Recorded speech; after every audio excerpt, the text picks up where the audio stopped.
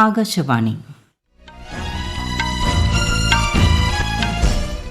നമസ്കാരം. വാർത്തകൾ വായിക്കുന്നത് ശ്രീലത.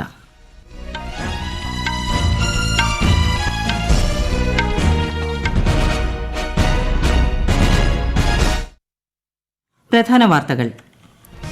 രണ്ടാംഘട്ട ലോക്സഭാ തെരഞ്ഞെടുപ്പിന്റെ പ്രചാരണ ചൂടിൽ രാജ്യം. പരസ്യപ്രചാരണത്തിന് സമാപനം കുറിച്ച് നാളെ കേരളത്തിലും കൊട്ടിക്കലാശം. എല്ലാ പൌരന്മാരും വോട്ടവകാശം ക്രിയാത്മകമായി വിനിയോഗിച്ച് ജനാധിപത്യത്തെ ശക്തിപ്പെടുത്തണമെന്ന് പ്രധാനമന്ത്രി നരേന്ദ്രമോദി. ആരോഗ്യ പ്രവർത്തകർ തങ്ങളുടെ ജോലിയെ ഒരു സേവനമായി കൂടി കാണണമെന്ന് രാഷ്ട്രപതി ദ്രൌപദി മുർമു. മദ്യനയ അഴിമതിയുമായി ബന്ധപ്പെട്ട കേസിൽ ഡൽഹി മുഖ്യമന്ത്രി അരവിന്ദ് കെജ്രിവാളിന്റെയും BRS നേതാവ് കെ കവിതയുടെയും ജുഡീഷ്യൽ കസ്റ്റഡി നീട്ടി. ഇന്ത്യക്കാർക്ക് 5 വർഷം വരെ കാലാവധിയുള്ള മൾട്ടിപ്പിൾ എൻട്രി ഷെങ്കൻ വിസകൾ ലഭ്യമാക്കാനുള്ള മാനദണ്ഡങ്ങൾ ലഘൂകരിച്ച് യൂറോപ്യൻ യൂണിയൻ. IPL ക്രിക്കറ്റിൽ Chennai Super Kings Lucknow Super Giants പോരാട്ടം. ISL ഫുട്ബോൾ സെമി ഫൈനൽ മത്സരങ്ങൾക്ക് തുടക്കമായി. വാർത്തകൾ വിശദമായി. ആരോഗ്യ പ്രവർത്തകർ തങ്ങളുടെ ജോലിയെ ഒരു സേവനമായി കൂടി കാണണമെന്ന് രാഷ്ട്രപതി ദ്രൌപദി മുർമു. ഋഷികേശിലെ All India Institute of Medical സയൻസസിൽ ബിരുദദാന ചടങ്ങിനെ അഭിസംബോധന ചെയ്യുകയായിരുന്നു രാഷ്ട്രപതി. 2 ദിവസത്തെ സന്ദർശനത്തിനായി ഇന്ന് വൈകിട്ടാണ് രാഷ്ട്രപതി ഉത്തരാഖണ്ഡിൽ എത്തിയത്. നാളെ ഡെറാഡൂണിലെ ഫോറസ്റ്റ് റിസർച്ച് ഇൻസ്റ്റിറ്റ്യൂട്ടിൽ ഇന്ത്യൻ ഫോറസ്റ്റ് സർവീസ് പ്രൊഫഷണർമാരുടെ ബിരുദദാന സമ്മേളനത്തിൽ ശ്രീമതി മുർമു അധ്യക്ഷത വഹിക്കും. ലോക്സഭാ തെരഞ്ഞെടുപ്പിന്റെ പ്രചാരണ ചൂടിൽ രാജ്യം. കേരളം ഉൾപ്പെടെ 13 സംസ്ഥാനങ്ങളിലെയും ജമ്മുകാശ്മീരിലെയും 89 മണ്ഡലങ്ങളിൽ വെള്ളിയാഴ്ചയാണ് വോട്ടെടുപ്പ്. പരസ്യപ്രചാരണം നാളെ അവസാനിക്കാനിരിക്കെ എല്ലാ രാഷ്ട്രീയ പാർട്ടികളുടെയും മുതിർന്ന നേതാക്കൾ പ്രചാരണ രംഗത്ത് സജീവമാണ്. വിശദാംശങ്ങളിലേക്ക്. പ്രധാനമന്ത്രിയും മുതിർന്ന BJP നേതാവുമായ നരേന്ദ്രമോദി രാജസ്ഥാനിലെ ഡോങ് സവായ് മധോപൂർ ലോക്സഭാ മണ്ഡലത്തിലെ തിരഞ്ഞെടുപ്പ് റാലിയെ അഭിസംബോധന ചെയ്തു. എല്ലാ പൌരന്മാരും വോട്ടവകാശം വിനിയോഗിച്ച് ജനാധിപത്യത്തെ ശക്തിപ്പെടുത്തണമെന്ന് പ്രധാനമന്ത്രി അഭ്യർത്ഥിച്ചു. തുടർന്ന് 2 ദിവസത്തെ പ്രചാരണ പരിപാടികൾക്കായി പ്രധാനമന്ത്രി ഛത്തീസ്ഗഡിലെത്തി. രാജസ്ഥാനിൽ കോൺഗ്രസിനായി സംസ്ഥാന അധ്യക്ഷൻ ഗോവിന്ദ് ദൊട്ടാസാര, മുൻ മുഖ്യമന്ത്രി അശോക് ഗെഹ്ലോട്ട് തുടങ്ങിയ നേതാക്കൾ പ്രചാരണ രംഗത്തുണ്ട്. UPയിൽ കേന്ദ്രമന്ത്രിയും മുതിർന്ന BJP നേതാവുമായ രാജ്നാഥ് സിംഗ് ഗൌതം ബുദ്ധ നഗറിൽ പ്രചാരണം നടത്തി. സമാജ്വാദി പാർട്ടി അധ്യക്ഷൻ അഖിലേഷ് യാദവ് മീററ്റിലും അലിഗഡിലും ഇന്ന് പ്രചാരണ രംഗത്ത് സജീവമായിരുന്നു. ബഹുജൻ സമാജ്വാദി പാർട്ടി നേതാവ് മായാവതി മീററ്റിൽ തിരഞ്ഞെടുപ്പ് റാലിയെ അഭിസംബോധന ചെയ്തു. മുതിർന്ന BJP നേതാവും UP മുഖ്യമന്ത്രിയുമായ യോഗി ആദിത്യനാഥും റോഡ് ഷോകളിലൂടെ പ്രചാരണ പരിപാടികളിൽ സജീവമായിരുന്നു. കേന്ദ്രമന്ത്രിയും മുതിർന്ന BJP നേതാവുമായ അമിത്ഷാ ഇന്ന് പശ്ചിമ ബംഗാളിൽ പൊതുപരിപാടിയിൽ പങ്കെടുത്തു. കോൺഗ്രസ് നേതാവ് പ്രിയങ്ക ഗാന്ധി കർണാടകയിലെ ചിത്രദുർഗയിലും ബാംഗ്ലൂർ സൌത്തിലും ഇന്ന് റാലികളിൽ പങ്കെടുത്തു. News desk Akashvani.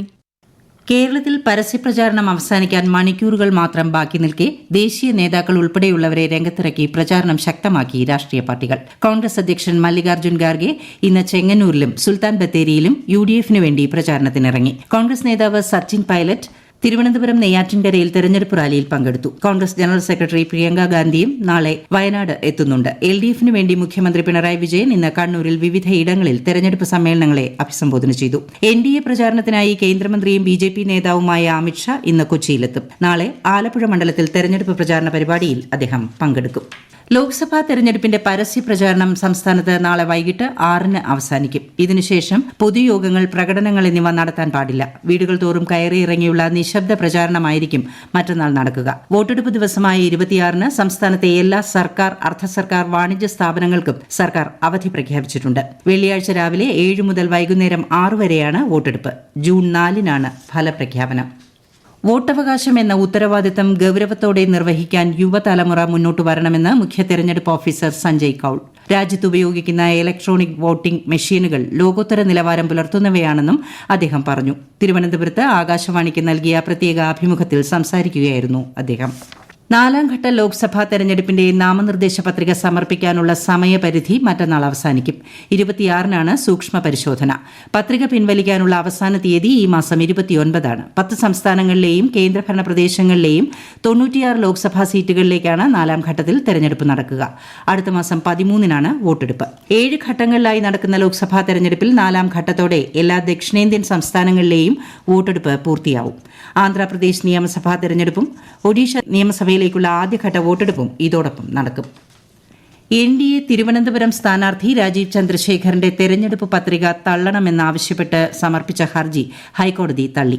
സത്യവാങ്മൂലത്തിൽ സ്വത്ത് സംബന്ധിച്ച വിവരം മറച്ചുവെച്ചെന്ന് ചൂണ്ടിക്കാട്ടുന്ന ഹർജിയാണ് ഡിവിഷൻ ബെഞ്ച് തള്ളിയത്. മദ്യനയ അഴിമതിയുമായി ബന്ധപ്പെട്ട കള്ളപ്പണം വെളുപ്പിക്കൽ കേസിൽ ഡൽഹി മുഖ്യമന്ത്രി അരവിന്ദ് കെജ്രിവാളിന്റെയും BRS നേതാവ് K. കവിതയുടെയും ജുഡീഷ്യൽ കസ്റ്റഡി അടുത്ത മാസം 7 വരെ നീട്ടി. ഡൽഹി റൌസ് അവന്യൂ കോടതിയാണ് ഉത്തരവ്. 7-ാം തീയതി വീഡിയോ കോൺഫറൻസിംഗ് വഴി ഇരുവരെയും കോടതിക്ക് മുമ്പാകെ ഹാജരാക്കണമെന്ന് പ്രത്യേക ജഡ്ജി കാവേരി ബവേജ ത്രിഹാർ ജയിൽ അധികൃതർക്ക് നിർദ്ദേശം നൽകി. ഈ വാർത്തകൾ ആകാശവാണിയിൽ നിന്ന്. ഉന്നത വിദ്യാഭ്യാസ മേഖലയുമായി ബന്ധപ്പെട്ട QS ലോക റാങ്കിങ്ങിൽ ഇന്ത്യ കാഴ്ചവെച്ച മികച്ച പ്രകടനം പ്രചോദനം പകരുന്നതാണെന്ന് പ്രധാനമന്ത്രി നരേന്ദ്രമോദി. ഗുണമേന്മയുള്ള വിദ്യാഭ്യാസം ഇന്ത്യൻ യുവജനതയ്ക്ക് ഭാവിയിൽ ഏറെ ഗുണം ചെയ്യുമെന്ന് അദ്ദേഹം സമൂഹമാധ്യമത്തിൽ കുറിച്ചു. ഗവേഷണം, പഠനം, നവീകരണം എന്നിവയിൽ കേന്ദ്ര സർക്കാർ വലിയ രീതിയിൽ ശ്രദ്ധ കേന്ദ്രീകരിക്കുകയാണെന്നും ശ്രീ മോദി വ്യക്തമാക്കി. QS CEO നാൻസിയോ ക്വാക്കറലിയുമായി പ്രധാനമന്ത്രി കൂടിക്കാഴ്ച നടത്തി. ഇന്ത്യക്കാർക്ക് 5 വർഷം വരെ കാലാവധിയുള്ള മൾട്ടിപ്പിൾ എൻട്രി ഷെങ്കൻ വിസ ലഭ്യമാക്കാനുള്ള മാനദണ്ഡങ്ങൾ ലഘൂകരിച്ച് യൂറോപ്യൻ യൂണിയൻ.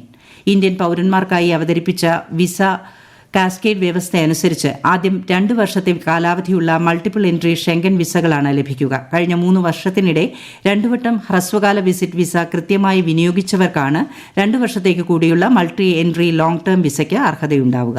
വിസ കാലാവധി പൂർത്തിയായതിനു ശേഷം പാസ്പോർട്ടിന് മതിയായ സാധുത ബാക്കിയുണ്ടെങ്കിൽ 5 വർഷത്തെ വിസ ലഭിക്കും. വിസ ആവശ്യമില്ലാത്ത പൌരന്മാർക്ക് തുല്യമായ യാത്രാ അനുമതികൾ ഇവർക്ക് ഉണ്ടായിരിക്കും. വിമാനയാത്രയിൽ 12 വയസ്സുവരെ പ്രായമുള്ള കുട്ടികൾക്ക് രക്ഷിതാവിനൊപ്പം സീറ്റ് അനുവദിക്കണമെന്ന് എയർലൈൻ കമ്പനികൾക്ക് DGCA നിർദ്ദേശം. 12 വയസ്സിന് താഴെയുള്ള കുട്ടികൾക്ക് രക്ഷിതാവിനൊപ്പം സീറ്റ് ലഭിക്കാത്ത നിരവധി സംഭവങ്ങൾ ശ്രദ്ധയിൽപ്പെട്ടതായും DGCA പ്രസ്താവനയിൽ പറഞ്ഞു. വ്യോമഗതാഗതം സംബന്ധിച്ച നിലവിലെ സർക്കുലർ പുതുക്കിയതായും DGCA അറിയിച്ചു. ആധാർ ബാങ്കിംഗ് സംവിധാനം ഉപയോഗിച്ച് എല്ലാവരും മാസത്തിൽ ഒരു തവണയെങ്കിലും നിർബന്ധമായും പണമിടപാട് നടത്തിയിരിക്കണം എന്ന തരത്തിലുള്ള പ്രചരണം വ്യാജമെന്ന് കേന്ദ്ര സർക്കാർ. മാസത്തിലൊരിക്കൽ ആധാർ വഴിയുള്ള പണമിടപാട് റിസർവ് ബാങ്ക് ഓഫ് ഇന്ത്യ നിർബന്ധമാക്കിയെന്ന വാർത്ത വ്യാജമാണെന്ന് PIB ഫാക്ട് ചെക്ക് വിഭാഗം വ്യക്തമാക്കി. IPL ക്രിക്കറ്റിൽ Chennai Super Kings Lucknow Super Giants പോരാട്ടം. ടോസ് നേടിയ ലക്നൌ സൂപ്പർ ജയന്റ്സ് ചെന്നൈയെ ബാറ്റിംഗിന് അയച്ചു. പോയിന്റ് പട്ടികയിൽ ചെന്നൈ 4-ാമതും ലക്നൌ 5-ാമതുമാണ്. ISL ഫുട്ബോൾ സെമി ഫൈനൽ മത്സരങ്ങൾക്ക് തുടക്കമായി. ആദ്യ സെമിയിൽ ഇപ്പോൾ ഒഡീഷ FC ATK മോഹൻ ബഗാനെ നേരിടുകയാണ്. ഭുവനേശ്വറിലെ കലിംഗ സ്റ്റേഡിയത്തിലാണ് മത്സരം നടക്കുന്നത്. ആർച്ചറി ലോകകപ്പിന് ചൈനയിലെ ഷാങ്ഹായിൽ തുടക്കമായി.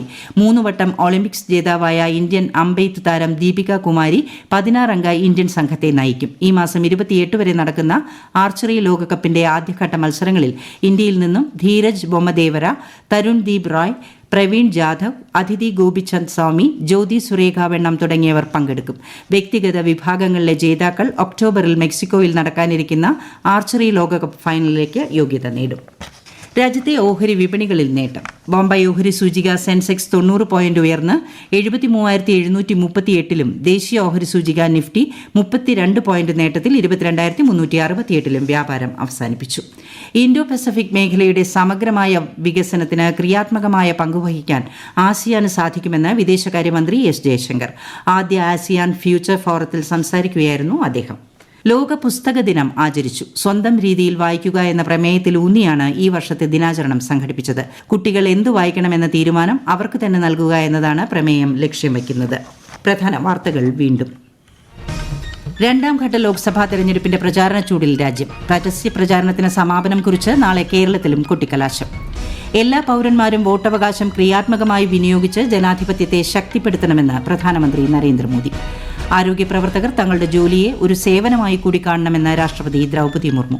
മദ്യനയ അഴിമതിയുമായി ബന്ധപ്പെട്ട കേസിൽ ഡൽഹി മുഖ്യമന്ത്രി അരവിന്ദ് കെജ്രിവാളിന്റെയും BRS നേതാവ് K. കവിതയുടെയും ജുഡീഷ്യൽ കസ്റ്റഡി നീട്ടി. ഇന്ത്യക്കാർക്ക് 5 വർഷം വരെ കാലാവധിയുള്ള മൾട്ടിപ്പിൾ എൻട്രി ഷെങ്കൻ വിസകൾ ലഭ്യമാക്കാനുള്ള മാനദണ്ഡങ്ങൾ ലഘൂകരിച്ച് യൂറോപ്യൻ യൂണിയൻ. IPL ക്രിക്കറ്റിൽ Chennai Super Kings Lucknow Super Giants പോരാട്ടം. ISL ഫുട്ബോൾ സെമി ഫൈനൽ മത്സരങ്ങൾക്ക് തുടക്കമായി.